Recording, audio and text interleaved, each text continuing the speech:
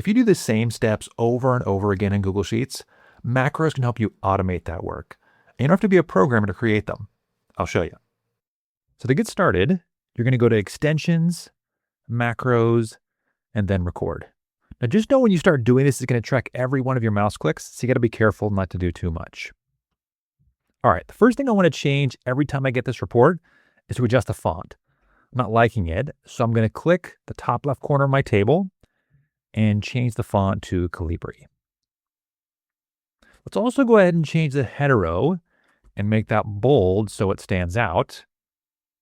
And then select the loan amount, the payment, and the total paid, and change this to currency, to a dollar format.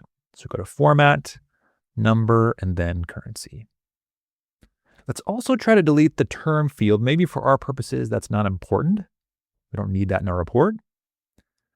And let's add one more field and call it percent paid, the amount they've paid relative to the original loan amount. So I'll take total paid and divide that by the loan amount. And to drag this formula all the way down, just double click the bottom right corner of the cell. We're now going to save our macro, and let's call this our weekly report. All right, we've saved the steps we're performing on a regular basis, and let's try to make sure this actually works. So we'll go to Macros 2, the second worksheet here. Imagine this is a new report, a new week. I'm on this tab. I go back to Extensions, and then to Macros, and then choose the one that I just created, weekly report. And it should make all that adjustments to this week's report to try to speed things up.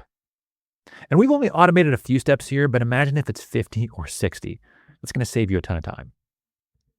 Now, an important question, though, at this point is how do we now run this macro in a different file, not just a different worksheet? So to move this between files, you're going to open both of your Google Sheets. And in the original file, which is this one, you're going to go to Extensions and Application Scripts. When that opens up, you'll see the code for your macro, and you want to copy that. You'll then go to your new file where you want to copy the macro into, go to Extensions and App Scripts. And you'll replace the existing or placeholder code with the one from your macro. We'll change the title of this to Weekly Report, same as our other file, and click this little button to save the project to our drive. Then in that new file, you should be able to go to Extensions, Macros, and Import, and you can add this new function. So when you go back to Extensions now in this new file, you should see in your macros the weekly report. If this video helped you, hit like and subscribe for more of them. And if you want to go even deeper, I have a full course on Google Sheets in the links below.